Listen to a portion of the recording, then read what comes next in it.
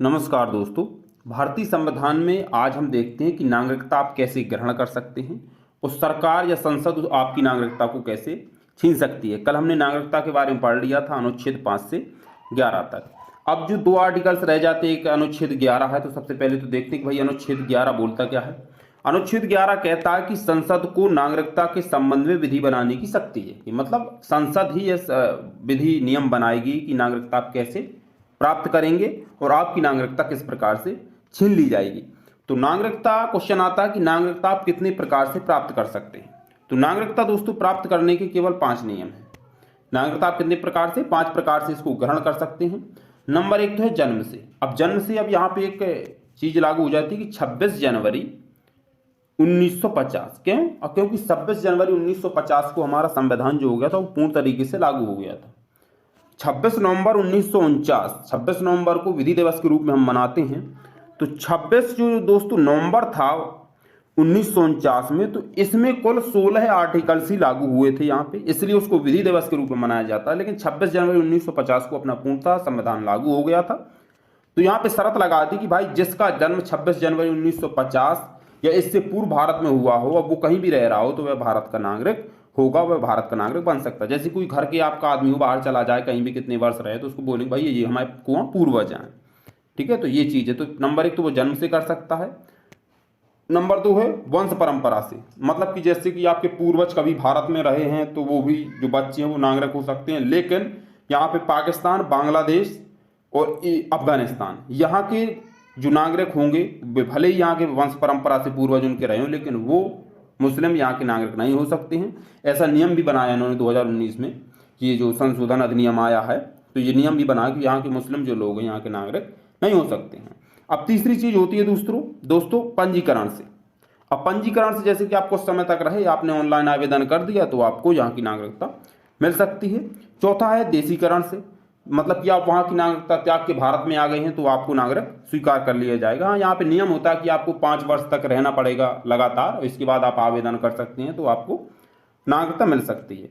5वां नियम होता है दोस्तों भूमि के अर्जन द्वारा। मतलब कि यदि अपना देश किसी क्षेत्र को जीत लेता है, जैसे कि पाक अधिकृत कश्मीर में, जहाँ पे अभी पाकिस्तान वासियों की, जो जम्मू कश्मीर के लोग, उनकी नागरिकता पाकिस्तान की है। यदि भारत ने कभी आने वाले समय में इस क्षेत्र को जीत लिया जो पाक अधिकृत कश्मीर है, तो वहाँ के लोगों की जो नागरिकता है वो भारतीय नागरिकता हो जाएगी।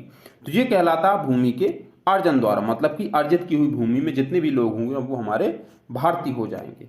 अब एक दोस्तों अभी नियम बना है, अनुच्छेद 11 के तहत ही बनाया है सरकार ने। इसमें कहा गया है कि नागरिकता संशोधन अधिनियम जो 2019 से लागू हुआ है 10 जनवरी 2020 से, इसमें स्पष्ट किया गया कि अफगानिस्तान, बांग्लादेश और पाकिस्तान के जो भी मुस्लिम नागरिक होंगे वो भारत के नागरिक नहीं हो सकते हैं। और बाकी चाहे वो सिख हो, चाहे ईसाई हो, चाहे बौद्ध हो, चाहे जैन हो, वह भारत की नागरिकता प्राप्त कर सकता है। अब दोस्तों बात करते हैं हम अनुच्छेद 10 की। अनुच्छेद 10 बोलता है कि नागरिकता के अधिकारों को बना रहना। मतलब कि जो भी नागरिक हैं, हम लोग हैं भाई, उनके अधिकारों को बना रहे, क्योंकि जब तक व्यक्ति के पास अधिकार होते हैं तभी तक वह स्वतंत्र पूर्वक जिंदगी जी सकता है। नहीं तो जिंदगी नहीं, उसकी जेल हो जाती है। जेल में होता क्या है, जेल में भाई जो लोग हैं उनके अधिकार छीन लिए जाते हैं, सब उनकी जिंदगी नरक हो जाती है। तो यहाँ पे वो जिंदगी बनी रहे, इसलिए अनुच्छेद 10 बोलता है कि उनके अधिकार, नागरिकता के अधिकार पूर्णतः बने रहें। अच्छा, नागरिकता का अंत कैसे किया जा सकता है? अनुच्छेद 10 तो कहता है कि बने रहेंगे, लेकिन इसका अंत भी किया जा सकता है। तो नागरिकता का अंत नंबर 1 तो किया जाएगा कि किसी देश की नागरिकता ग्रहण करने पर। यदि आप पाकिस्तान गए या अमेरिका गए या चाइना गए, वहाँ की नागरिकता प्राप्त कर लेते हैं तो आपको यहाँ की नागरिकता से समाप्त कर दिया जाएगा। मतलब कि विदेशी सत्ता की आप नागरिकता लेते हैं तो भारतीय जो नागरिकता आपकी समाप्त हो जाएगी, स्वतः ही समाप्त हो जाएगी। ये बोलता है अनुच्छेद दोस्तों 9 बोलता है। कौन सा? अनुच्छेद 9 बोलता है।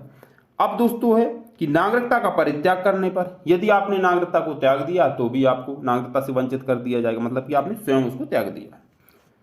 अब जो तीसरा नंबर वो कहता है कि सरकार द्वारा नागरिकता से वंचित करने पर, सरकार आपको नागरिकता से वंचित कर सकती है। अब सरकार भैया कैसे वंचित कर सकती है, ये भी हो जाता है कि सरकार वंचित हमें क्यों कर सकती है। तो यहाँ पे वंचित करने के इसके नियम है। नंबर 1 तो संविधान के प्रति अनिष्ठा दिखाने पर। यदि आपने संविधान के प्रति अनिष्ठा दिखाई कि नहीं, हम इस संविधान को नहीं मानेंगे, तो आपको आपकी जो नागरिकता वो छीन ली जाएगी। सरकार तुरंत आपकी नागरिकता छीन लेगी और आपको पता नहीं आपके साथ कैसा व्यवहार करेगी, क्योंकि जब आप देश के नागरिक ही नहीं है उस समय रहेंगे जब आपकी नागरिकता छीन ली जाएगी। नंबर 2 कहता है कि युद्ध काल में शत्रु की सहायता करने पर, पाकिस्तान से युद्ध चल रहा है और हम लोग जो पाकिस्तान की सहायता कर रहे हैं, हथियार भेज रहे हैं, पैसा भेज रहे हैं, तो उस व्यक्ति की भी नागरिकता छीन ली जाएगी। साले तू भारत का आदमी है कि पाकिस्तान का है। नंबर 3 है गलत तरीके से नागरिकता प्राप्त करने पर। अब देखो भैया, आतंकवादियों के सालों की चाल बड़ी अजीब होती है। अब ये लोग कई तरीके आजमा के आप नागरिकता ले ही लेते हैं।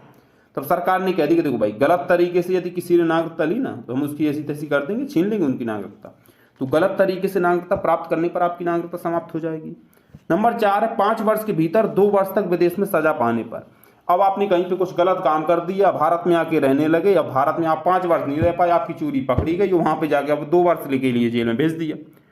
तो यहाँ पे भी भारत ने कह दिया, सरकार ने कह दिया भारत की, भैया तुम 5 वर्ष तक रहे तो तुमने पंजीकरण पर आवेदन भी लगा दिया, आपको नागरिक भी हमने बना दिया। 2 वर्ष के भीतर यदि तुम विदेश में जाकर सजा पाया है ना, तो बेटा हम अपनी नागरिकता तुम्हें समाप्त करते हैं।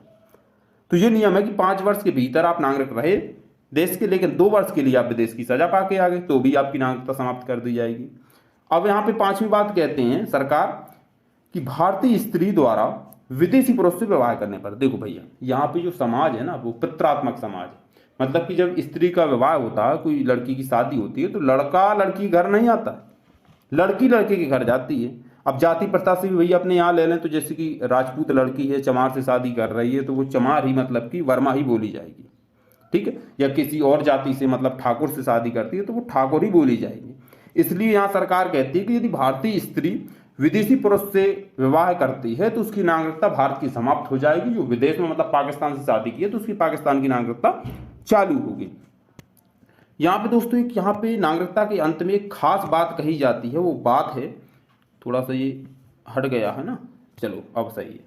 इसमें जो छठी बात है कि लगातार 7 वर्ष तक भारत के बाहर रहने पर, यदि आप लगातार 7 वर्ष तक भारत से बाहर रहते हैं तो आपकी नागरिकता समाप्त कर दी जाएगी। बिन बताए रहते हैं, हाँ आप जानकारी देते रहते हैं ब्यूरो को, तो आप भारत के नागरिक रह सकते हैं। यदि आपने जानकारी नहीं दी है तो आपकी नागरिकता छीन ली जाएगी। तो ये दोस्तों यहाँ पे इंपॉर्टेंट जो पॉइंट रहेंगे ये आपको याद रखना है थोड़ा सा, कि संविधान के प्रति अनिष्ठा दिखाने पर, यदि आपने अनिष्ठा दिखाई है तो भी आपकी नागरिकता जो है समाप्त कर दी जाएगी। और 7 वर्ष तक यदि आप बाहर रहते हैं तो आपकी नागरिकता समाप्त कर दी जाएगी। 5 वर्ष के भीतर आप 2 वर्ष तक विदेश की सजा पा के आगे तो आपकी नागरिकता समाप्त कर दी जाएगी। युद्ध काल में आप शत्रु की सहायता कर रहे हैं तो भी आपकी नागरिकता समाप्त कर दी जाएगी। तो यहाँ से क्वेश्चन बस यहीं से पूछ लिए जाते हैं कि भाई नागरिकता कैसे प्राप्त की जा सकती है, कैसे अंत, किसी देश की नागरिकता ग्रहण करने पर आपकी नागरिकता स्वतः ही समाप्त हो जाती है।